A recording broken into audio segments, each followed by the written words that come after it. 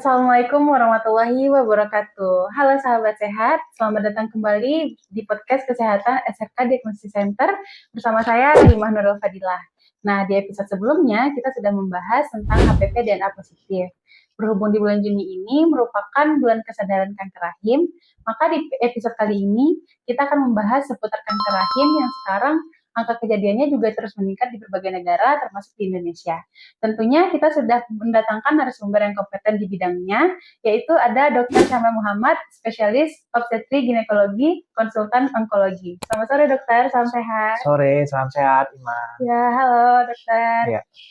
Nah dok, mungkin masih banyak nih dok dari masyarakat kita yang belum memahami sebenarnya apa itu kanker rahim. Nah dokter, sebenarnya apa sih dok kanker rahim itu sendiri dok? Ya, kanker rahim sesuai dengan namanya, yaitu kanker yang asalnya dari rahim. Rahim ini kalau kita buat secara garis besar, sebenarnya kan ada badan rahim, ada leher rahim, serviks. Nah, cuman memang sekarang ini dipisahkan antara leher rahim, kanker serviks. Kalau rahimnya sendiri itu juga dia juga bisa berubah menjadi kanker. Ada dua kanker yang paling banyak yang bisa asalnya dari rahim, yaitu kanker yang asalnya dari dinding dalam rahim, kita kenal dengan endometrium atau kanker endometrium, dan juga kanker yang asalnya dari otot rahim. Mungkin lebih seringnya kanker seperti sarkoma dari uterus, sarkoma uterus, seperti itu.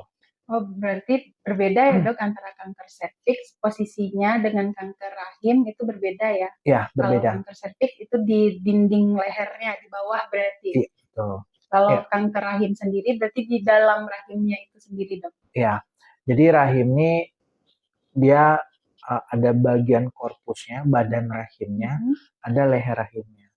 Kenapa dipisahkan leher rahim? Karena penyebabnya itu sangat berbeda dengan yang kanker di rahim sendiri. Oh begitu. Kalau seperti kita bicarakan sebelumnya kan, kalau kanker leher rahim itu penyebabnya jelas, yaitu infeksi dari virus HPV. Sementara kalau kanker rahim, mungkin kita fokuskan ke kanker yang endometrium ya, itu kebanyakan bukan karena virus, tapi kebanyakan karena perubahan hormonal ya di sana. Oh, lebih ke rangsangan hormonal. Ya. Oh, gitu ya. Berarti memang berbeda ya dok antara kanker serviks dengan kanker rahim itu berbeda. Oh, berbeda sekali. Okay. Nah, untuk kanker rahim sendiri nih dok, apa sih dok gejala umumnya dari kanker rahim? Oke, kanker rahim ini biasanya itu perempuan, wanita, ibu-ibu akan datang dengan gangguan perdarahan haid. Ya, bisa haidnya banyak, bisa haidnya tidak teratur, atau misalnya nih ibu-ibunya sudah menopause, usia di atas 50 tahun, itu kan seharusnya sudah mulai sedikit atau sudah menopause, ternyata di usia 52, di usia 55, dia berdarah kembali. Kita kenal dengan perdarahan pasca menopause. Nah, itu yang paling banyak. Sebenarnya ada perubahan kanker di endometriumnya. Berarti kalau pada saat kalau perempuan haid nih dok, berarti kalau misalkan haidnya kadar haidnya itu banyak, itu bisa menjadi salah satu tanda gejala dok? Ya, itu gejala kita kenal dengan perdarahan uterus abnormal. Perdarahan uterus abnormal itu sebenarnya banyak penyebabnya ya. Ada yang seperti polip, ada yang memang gangguan hormonal ovulasi, ada memang gangguan di endometrium, misalnya ada hiperplasia, ada yang memang yang sifatnya malignansi. Insidennya itu memang kalau kanker endometrium atau kanker rahim itu lebih banyak di usia yang sudah lebih dari 50 tahun atau kita sebut dengan usia sudah masuk usia menopause. Oh begitu, berarti kanker rahim ini lebih banyak terkena kepada perempuan yang sudah menopause dok? Ya betul, lebih banyak di usia tua, di usia 50 tahun ke atas. Tetapi memang akhir-akhir ini insidennya mungkin karena berbagai faktor ya, mulai agak ada shift-nya ke arah yang lebih muda.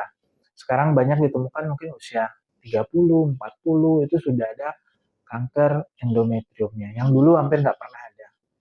Oh gitu dok, berarti kalau wanita yang sudah menopause tuh, kalau dia terjadi perdarahan dok, itu apa sih dok sebaiknya yang dilakukan? Oke, seringkali ada kesalahpahaman ya.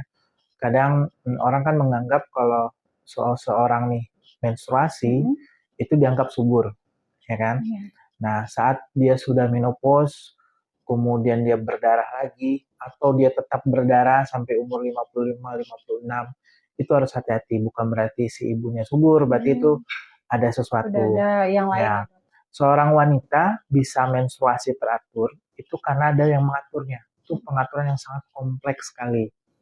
Itu memang sudah diciptakan Tuhan, pengaturannya mulai dari otak, ada hipofisis, nanti ada ovarium yang mengatur rahim. Dia seperti orkestra. Kalau dulu saya diajarkan seperti orkestra. Jadi saling menyokong, saling saut menyaut, ada sinyalnya sehingga wanita itu dia bisa hit tiap bulan. Nah, saat menopause, orkestra tersebut berhenti. Nah, artinya tidak ada lagi yang mengaturnya. Jadi kalau orang sudah menopause tidak ada lagi yang mengatur, dia berdarah lagi, itu berarti dia mengatur dirinya sendiri. Nah, segala sesuatu yang mengatur dirinya sendiri itu kita kenal dengan malignansi, neoplasia atau kanker ya. Nah, bagaimana apa yang kita perlu lakukan? Jadi kalau ada wanita ternyata dia sudah umur di atas 50 tahun, menstruasi pertama makin banyak, atau dia sudah menopause, dia berdarah lagi. Hal yang pertama tentu ya melakukan pemeriksaan. Yang paling sederhana itu dengan tentu ya pemeriksaan klinis ya, klinis kita periksa anemis tidak, kita periksa abdomennya ada massa atau tidak, kemudian kita periksa secara ginekologi ada kelainan tidak di serviks, karena berdarah bisa juga dari serviks kan, terus kita bedakan. Kemudian pemeriksaan yang imaging sederhana itu dengan ultrasound USG. Nah, kalau dia masanya kecil, USG yang sangat detail itu dengan USG transvaginal. Nah, USG transvaginal dilihat bagaimana kondisi rahim, itu yang paling sederhana. Begitu ya dok. Kalau selain perdarahan nih dok, ada nggak sih dok gejala-gejala yang lain yang bisa terjadi? Gejala kanker rahim berarti ya. Gejala awalnya itu memang biasanya perdarahan. Kalau ternyata dia perdarahannya bukan karena suatu massa yang besar, tentu ada bengkaknya. Kalau dia sudah, mohon maaf, ternyata kanker, kalau kanker dia kan ada perjalanan. Ternyata sudah ada penyebaran ke saraf atau dia menekan ke organ lain. Itu gejala baru mulai timbul nyeri. Nah, ini juga sering konsep yang salah di masyarakat kita, mungkin kurang tepat ya. Seringkali yang dikatakan sakit tuh ya literally sakit. Nyeri. Ya, jadi kalau belum nyeri itu belum sakit. Kalau berdarah itu ya berdarah, bukan sakit. Jadi sebenarnya konsep itu yang harus dirubah. Karena sakit tuh bukan berarti harus nyeri. Perdarahan pun itu sebenarnya kan suatu sakit. Sakit yang tidak nyeri kan. Ya. Jadi tidak harus sakit itu nyeri. Jadi kalau sudah dia kena saraf, dia sudah stadium, dia sudah kena ke organ lain, itu keluhannya bisa nyeri, bisa gangguan buang air kecil, bisa gangguan buang air besar, seperti itu. Bahkan mungkin banyak juga wanita atau ibu-ibu yang datang tuh, dia bukan dikeluhkannya perdarahannya, tapi misalnya gangguan buang air kecilnya. Padahal setelah kita gali, ternyata ada gangguan heatnya ada. Seperti itu ya dok. Berarti nyeri itu udah lanjutannya ya dok. Betul. Jadi kalau sudah perdarahan sebaiknya langsung dibawa ke dokter. Dilakukan pemeriksaan. Yang paling sederhana dengan ultrasound ya. Nextnya apa? Ada namanya hysteroscopy. Hysteroscopy itu kita dengan endoskopi, dengan kamera kecil hanya sekitar 3 mili, 3-5 mili masuk ke dalam rahim dari jalan lahirnya. Jadi kita bisa lihat langsung nih, ada kelainan nggak di endometriumnya di dalam rahimnya. Kalau ada kelainan, kita bisa langsung ambil. Yang diambil tadi kita periksakan ke laboratorium, dilihat selnya. Berarti diambil gitu ya dok? Iya, dilihat selnya. Ini selnya apa nih? Sel peradangan kah? Atau sel yang sifatnya keganasan. Gitu.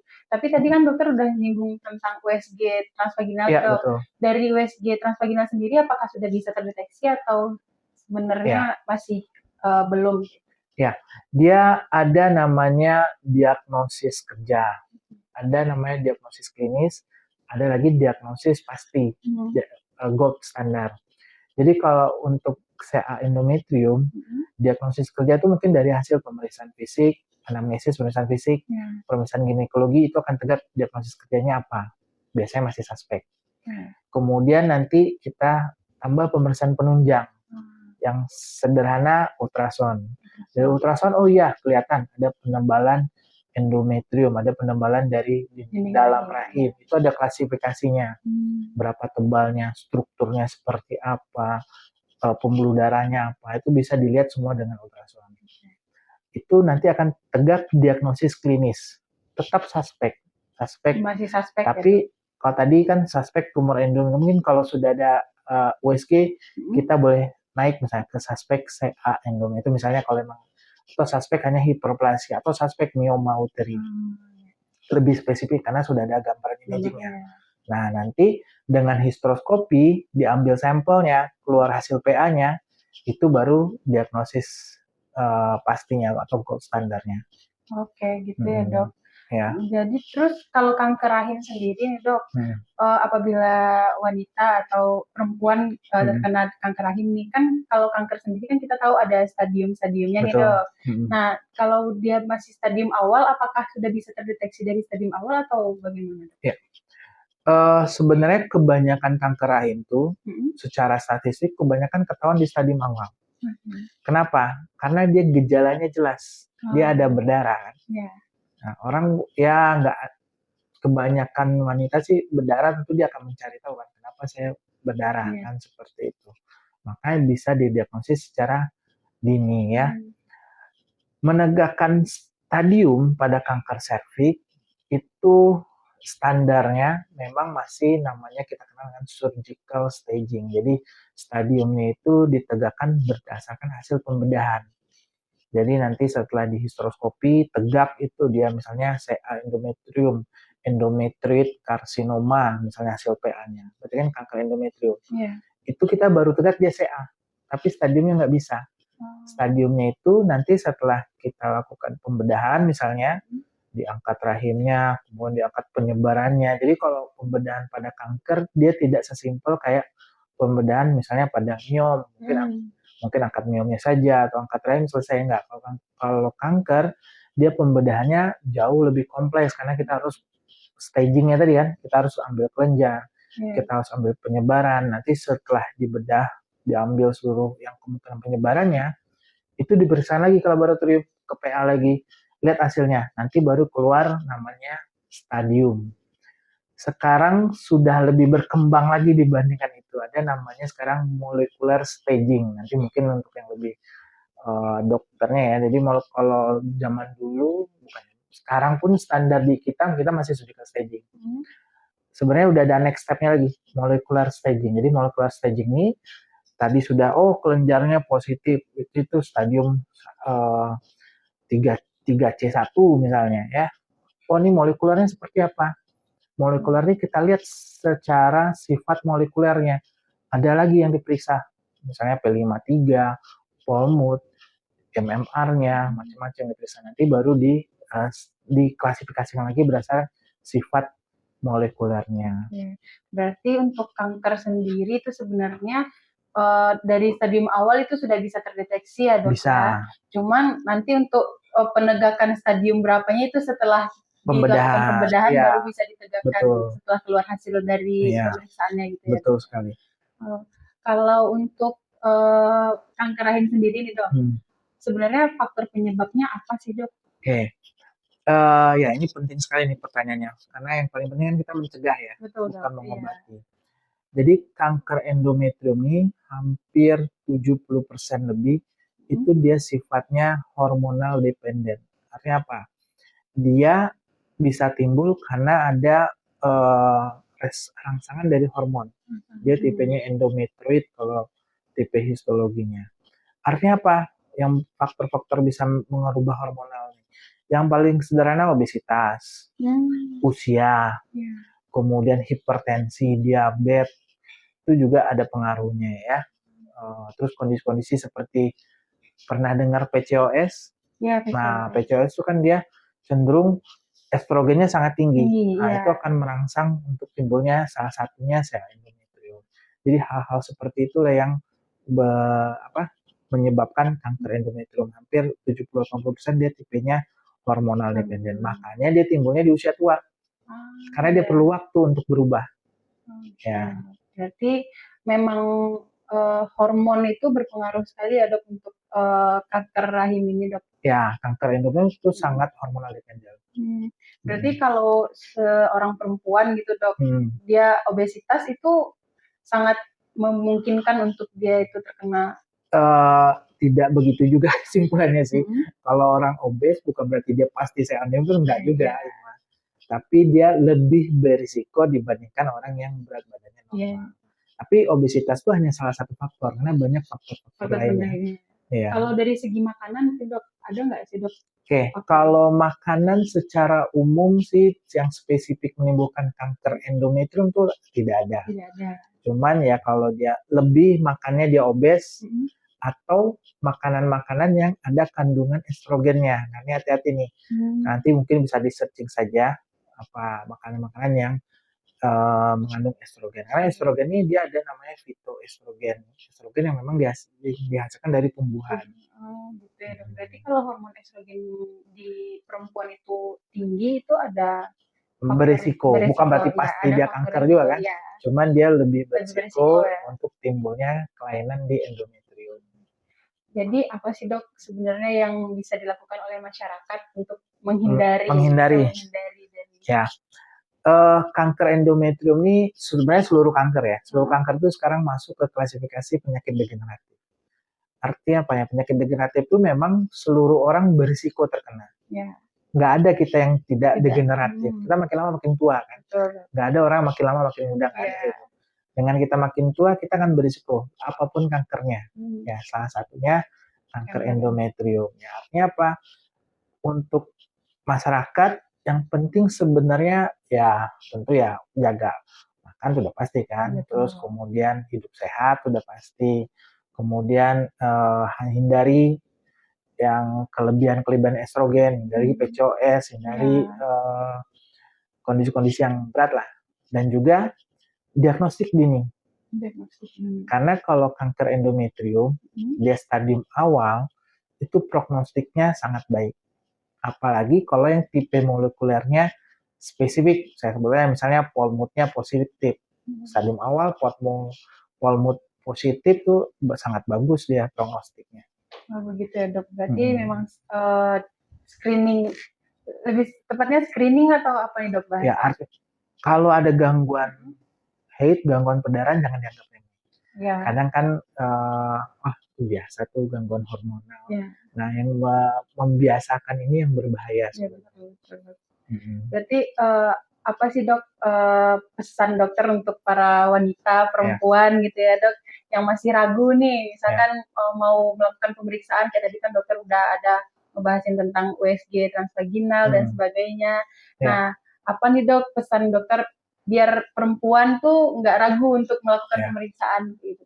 Oke, jadi pesannya satu mungkin ya, jangan sampai terlambat.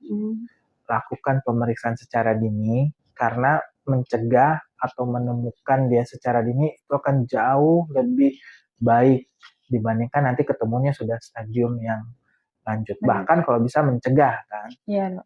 Sekarang standarnya pemeriksaan USG ginekologi itu sebenarnya minimal dikerjakan setahun sekali.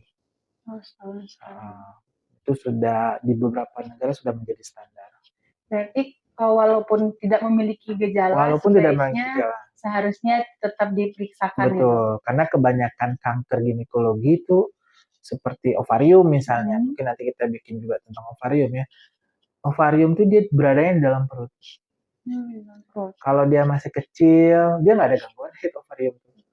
Kalau dia masih kecil, perut kita cukup besar untuk dia tumbuh sampai besar sekali ya. Tidak ada gejala. Gimana ketahuannya? Ya, dari pemeriksaan screening tadi. Termasuk endometrium. Kita bisa diagnostik lebih dini. Ya, agar lebih cepat terdeteksi atau tidak ada atau tidaknya ya. Iya, betul. Lebih baik mencegah daripada apalagi sekarang kan bulannya nih, bulan endometrial cancer awareness Iya, bulan month kan, kesadaran kesadaran untuk kanker kanker rahim. kanker Kanker rahim, endometrial. kanker endometrium. Iya dok. Hmm. Oke dok, nggak terasa ya dok ya, kita Iya. sudah berbincang-bincang dengan dokter nih.